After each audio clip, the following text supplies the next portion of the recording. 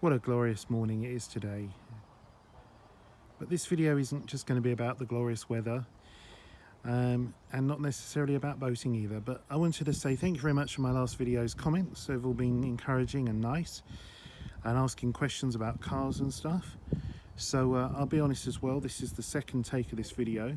I was midway through one video when the marina manager and two higher up important people from the marina owners walked by and wanted to chat about the boat actually.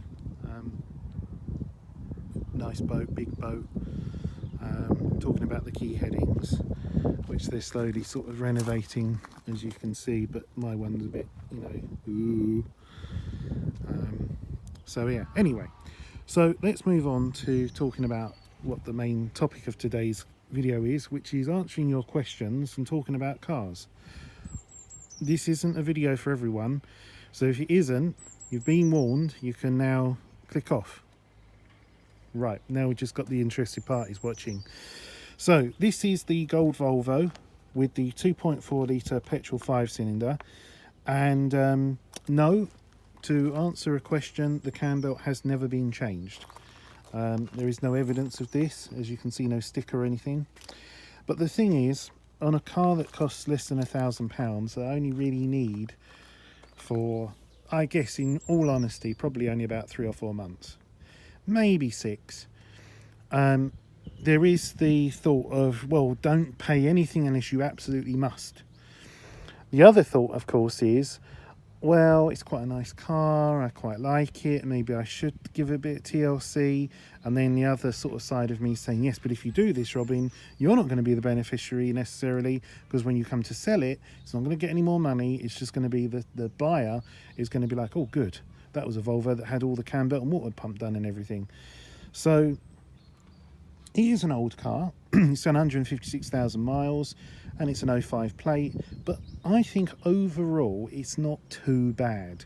I think I could probably do better, and I'm kind of going down the road of, I quite like these Volvos. Maybe I need to sell this one when I've no longer really need it and buy another one that's a decent example, and then look after it a bit more. So we'll see where this goes. The red Volvo that was here has been sold.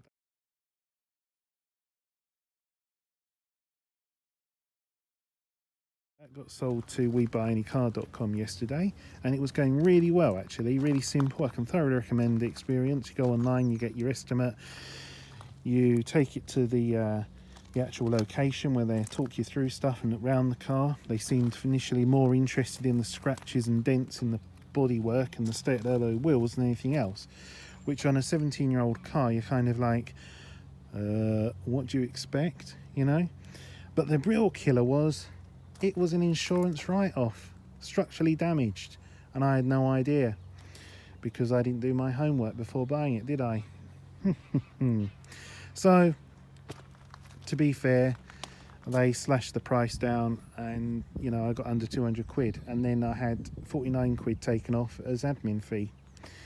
So yeah, and then I got charged 100 quid to cancel the insurance, because there was an initial setup fee of 50 quid apparently, and then a cancellation fee of 50 quid because I was just outside of my cooling off period. So if I had sold the car within 2 weeks, I wouldn't have paid anything.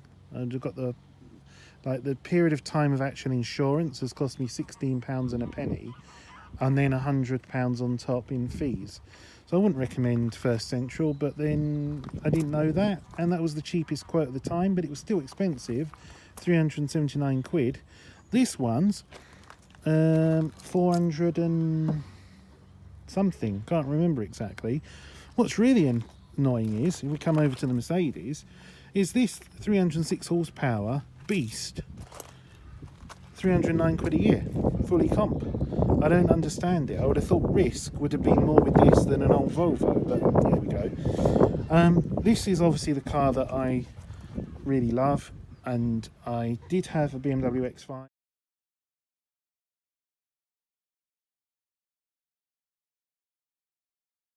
I've sold that because it had some more issues with it, electrical problems, sensors and stuff. The bill came to almost £2,000, and I said, that's the last big bill I'm paying out on this car. And then I noticed if I'd been driving at a steady speed, like, I don't know, 60, 70 mile an hour for like an hour, and then I'd come down to a gentle speed, stop-start traffic, it would clonk, and you could feel it underneath the car, the differential. Long story short, that was starting to go as well. So I said, enough. So I've sold the car. It'd only done 50,020 something miles when I sold it. So yeah. Anyway, nice car, but to be honest with you, not too sure about it. The seats weren't wearing too well. The interior looked good, but it just felt a bit vulnerable. You know, I remember, I don't have long nails, and I remember reaching over and just catching my nail on the centre console leather and scratching it, and I was like, and then that was it, done. You know, couldn't repair it or anything, and it just constantly reminded me of that instance. So anyway, this car has not been without its problems as well, because I was driving along on the A47 and the serpentine belt decided to shred itself, which is so frustrating when you just had the serpentine belt changed 3 weeks before, because I noticed it was wearing a bit. So I took it to the garage, a Mercedes independent specialist I might add, and they changed the serpentine belt, and they also changed this idler here and this idler here, and everything was fine until it went. And the reason why it had gone is because the automatic tensioner down here had failed. Now since then people have said, well, why didn't they change that when they did everything else?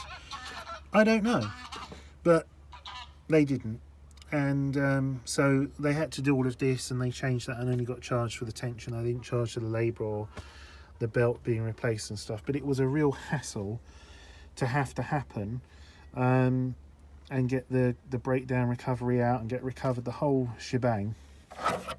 But that's done. But yes, this is a nice, obviously it's much more powerful than the Volvo, and this is an engine not without its issues with Mercedes. There's a balancer shaft issue that can affect some engines, and in America Mercedes accepted this is an issue, and they offer a recall service, and it's an engine out job, and they will replace it. But in Europe and England, Mercedes haven't accepted this is a problem worthy of a recall, and so tough shit if it happens to you kind of thing.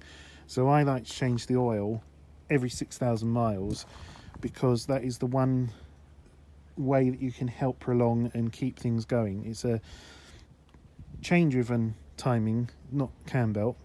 So that's one thing I don't have to worry about. But it's just had some new front tyres, Goodyear Eagle F1 asymmetric 5s, really recommend them. And I'm going to have to get the rears done. I get through a pair of rears about every year, and the fronts last every 2 years.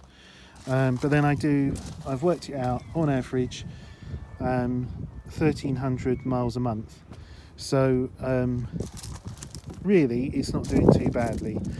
But yeah, they're starting to wear. They're not needing it just yet, but it's going to be in the next 6 months or so that I'm going to have those done, and then I'm going to have the wheels refurbished, because you can see that the last refurbished, the paint is starting to come off, so it's time for a powder coat. Do it properly this time, Robin. But let's try and set you up. I thought about maybe getting a mount over here, so you get sort of a view out and also at me. Oh, okay, so iPhone, if you're recording and then you get a phone call, it just cuts the recording off. Brilliant. So yeah, hopefully we'll get a bit of a view, and I'll give you a talk through of this car and answer any more questions I can think of that people left in the comments, such as jobs, HGV and the future. So you can maybe hear that slight exhaust blow.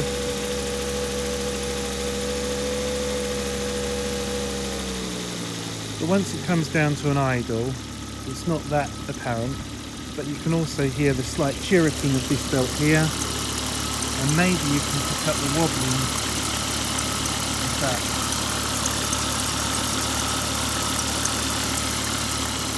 So yeah, as I say, it's not perfect, but it's doing its job for now. So let's hook you up in the mount and go for a quick ride. Okay guys, so welcome aboard the Volvo. We're just going to be joining the A47. I thought we'd come this way so you'd get a bit of you know, fast, and then we'll come off the A47 and I'll show you how she performs on sort of, you know, country roads.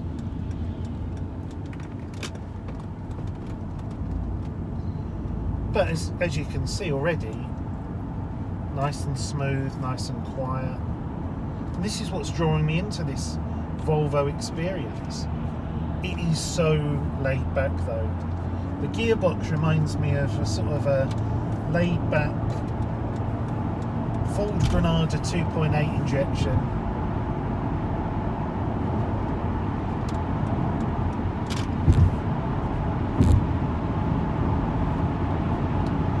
There we are, cruise control on, 70 mile an hour. Not too much in the way of road noise or wind noise. Just put recirculate on there. There's a lot of dust kicking up from this field over here. So yeah, I mean, if you want a car that's like cheap but comfortable, superbly comfortable, the seats, you know, people talk about Volvo seats, oh my god, it wasn't until I got in this car I was like, oh, that's what they were all talking about. So yeah, it is beautifully comfortable, it's stable, it's planted,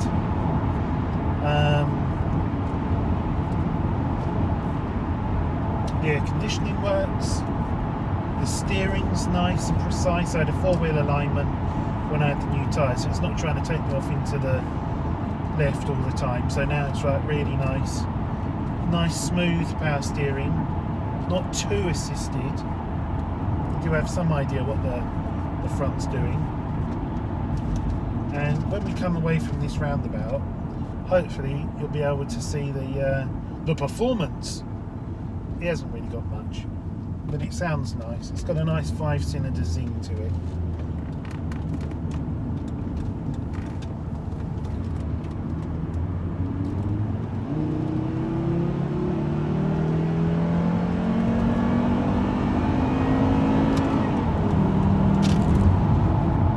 Alright, it'll keep up with most things.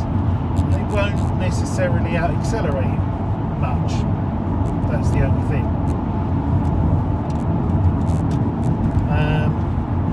It actually it's supposed to get to 60 in 8.5 seconds. The D5 diesel version took almost 12 seconds. My SLK will do it in 4.8. So it's a bit different for me driving this, but I like the laid back approach to stuff. The brakes are nice and powerful now. I've had the pads done. I opted for Pagid pads. I found they're all round a good pad.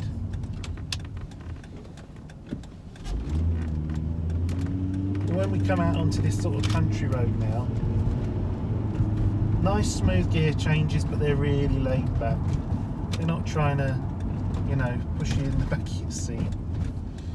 There's a lot less torque in this car than the diesel version, of course, as well. But now we're on to sort of some undulating tarmac. Suspension's very good. Build quality's all right. You get a few rattles and shakes, especially down here. That's the centre console wobbling. But overall, a really nice place to be. So when you buy into this, you know, I could have got a Mondeo estate, but the Mondeo isn't going to be, you know, cared for at all. It's a Mondeo, whatever, same as like a Vectra or something. Whereas a Volvo, you're never quite sure. You know, it could have been like a retired school teacher owned it and owned it for 15 years. It just became part of the family. The original buyer of this car would have had to have made the decision to buy a Volvo, you know, make that option, where they wanted some quality, safety, practicality, and Swedish sort of what would you call it, unusualness. You know, like the headlight flash, for example. Most cars you flash and you push it away for main beam, but in this there's a slight detent, and you can very easily flash someone and say, yeah, come out mate, and then end up actually hooking up main beam, because it's just like, that's a flash and that's main beam on, see? So you've got to be careful with stuff like that. If you just go in there, that's great. Cheers, thank you mate. And I'll come around here in my bus. So I like the overall sort of feel of nothing's too much trouble in this car. You know, it's not going to break sweat. Now, because fuel economy, not the best. On a run, I've done 36.3 miles per gallon, best. Round town, it's about 24. Since buying it, I've done 720.6 miles, so I don't hang around putting mileage on these cars. And it is genuinely an alright car. I've got air conditioning that works. You know, I haven't got in-car, well, in-car entertainment actually is this. It's a little Bluetooth speaker that handily hooks onto the dash. Got it for a tenner in Tesco's, and actually surprisingly it's better than I imagined it would be. So then I just stream audio to it off of BBC Sounds or Spotify, frankly. Listen to podcasts. I like podcasts when I'm driving. Sometimes it's nice to have music, sometimes it's nice just to have a chuckle, and you know, you sort of pass the journey more if you're listening to something and taking on board a story in your mind. So there were some questions about things like, what am I doing at the moment for a day job? Well, I haven't got one, so I'm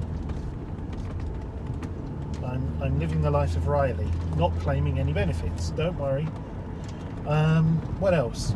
HGV, yes. No, I haven't taken any lessons, passed any tests, mainly because lockdown got in the way, and also then I had a sudden, do I really want to get involved in this? Talking of which, is this Jewson's lorry going to make a delivery? He's got his beacons on. Yep, he is. I'll follow the Golf coming through. So yeah, the reality is I would like to do a back-to-back.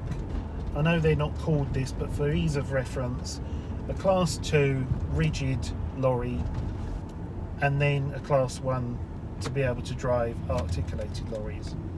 I'm not going to get, I very much doubt, straight into a articulated lorry job, and I'm not sure I'd like to necessarily do that either, because it is a big thing to go into and learn and so on. I'm going to be at the bottom of the ladder, and I need to, you know, get some experience, and I'm not quite sure, even if there was something like there, boom, you're in. Do I want to do tramping 5 days a week, and potentially working 15-hour day shifts? Although you're limited to how many hours you can drive, you might have a day where you don't actually do much driving, but you do an awful lot of waiting around, loading, unloading, changing stuff. You know, you're not physically going that far, but at the end of the day, you clock off and you're like, Christ, that was 15 hours. You know, sleep in your cab, get up and start all over again, kind of thing. And when you just bought a new house and you kind of want to enjoy it and do things and stuff, do I really want to be doing that at weekends? So I'm thinking maybe sort of, you know, rigid work, generally speaking, is day work. This indicator doesn't like to stick on initially. Anyway, so I'm not sure. We will see. But it's something I'm very interested in. I do enjoy driving. I do an awful lot of driving. You know, I think I mentioned, you know, in my SLK, I looked at the mileage and my petrol receipts that I keep. and it's 1,300 miles a month, and yeah, petrol prices. Do you remember in the first lockdown when they were like £1 a litre, and now they're like all over the show, especially around here, 130 almost. It's not very nice.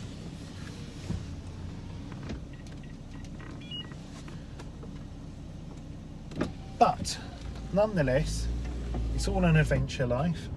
A lot of people my age probably wouldn't be deciding to, change jobs, sell a boat, move, buy a house. When you get to your mid-40s, most people are like, they're just on that crest. They've achieved so much in life, and they're just sort of cruising along, looking forward to retirement.